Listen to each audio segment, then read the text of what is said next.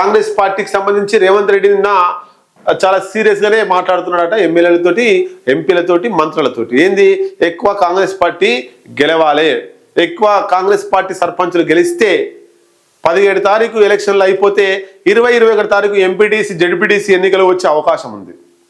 ఇక్కడ చూడొచ్చు మనం, కాంగ్రెస్ పార్టీ ఎక్కువ సర్పంచులు రాష్ట్రంలో గెలిస్తే 20 తారీఖు 22 తారీఖు ఎంపీటీసీ జెడ్పీటీసీ నోటిఫికేషన్ వచ్చే అవకాశం ఉంది 100కు 100%.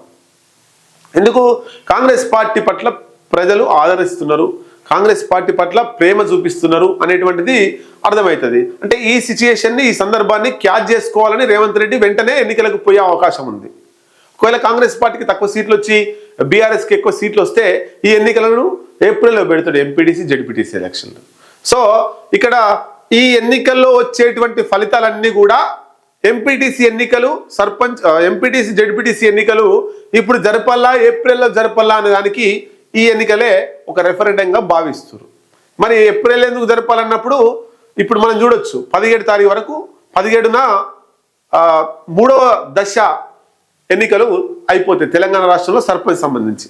అంటే 2-3 రోజుల గ్యాప్తో మళ్ళీ ఎంపీటీసీ జెడ్పీటీసీ ఎన్నికలు వేసే అవకాశం ఉంటుంది కాంగ్రెస్ పార్టీ ఎక్కువ సర్పంచులు గెలిస్తే.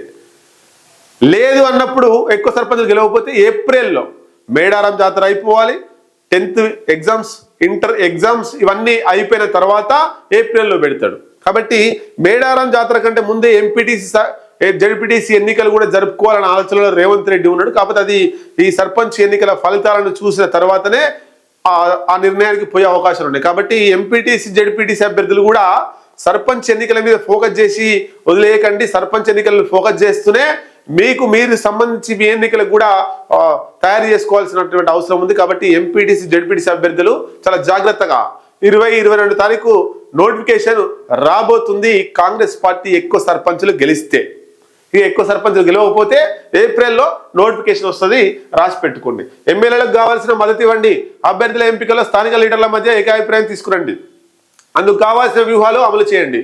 ఈ ఫలితాల ఎంపీటీసీ జెడ్పీటీసీ ఎన్నికల్లో గెలుపునకు బాట. మంత్రులకు సీఎం రేవంత్ రెడ్డి దిశానిర్దేశం. 2న డీసీసీ అధ్యక్షులు పీసీసీ కమిటీ సమావేశం అంటూ మనం ఈ వార్త చూడొచ్చు.